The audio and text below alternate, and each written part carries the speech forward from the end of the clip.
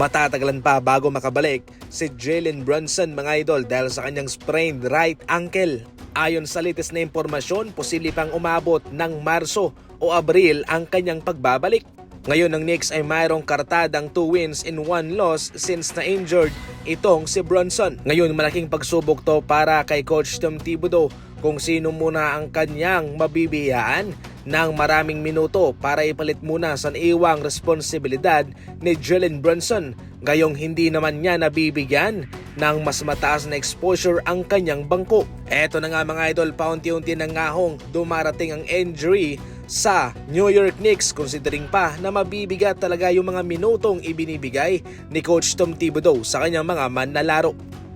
Samantala, mayroong 14 games na natitira na lamang itong Dallas Mavericks. Malapit na ngahong maubos ang mga limitasyong laban ng kanilang mga two-way contract.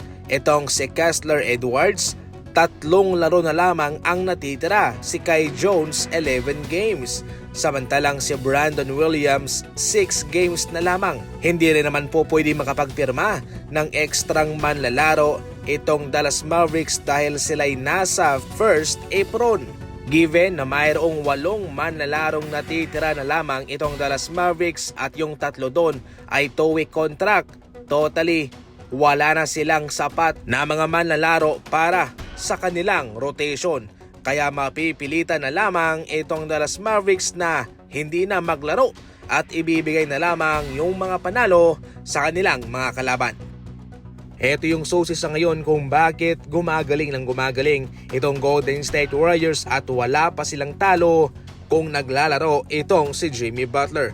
Sa isang interview sa kanya pagkatapos ng kanilang laban kontra Knicks mga idol, sinabi mismo ng Jimmy Butler na hindi lang siya agresibo sa pag-score.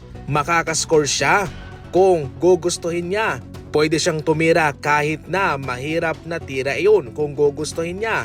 Kung oras niya, alam niya mismo kung ano ang kanyang gagawin sa mga sitwasyon na kinakailangan ang kanyang pagiging agresibo. Pero gayon pa man daw ay ipapasa niya pa rin ang bola sa open man, sa bukas na teammate niya. Sa madaling salita, kung gugustuhin niya ay pwede naman niyang kalabawin ang kanilang mga kalaban. So balit, hindi naman siya makasarili at ipapasa niya pa rin ang bola dahil sa huli, ang mahalaga pa rin naman ay mananalo sila.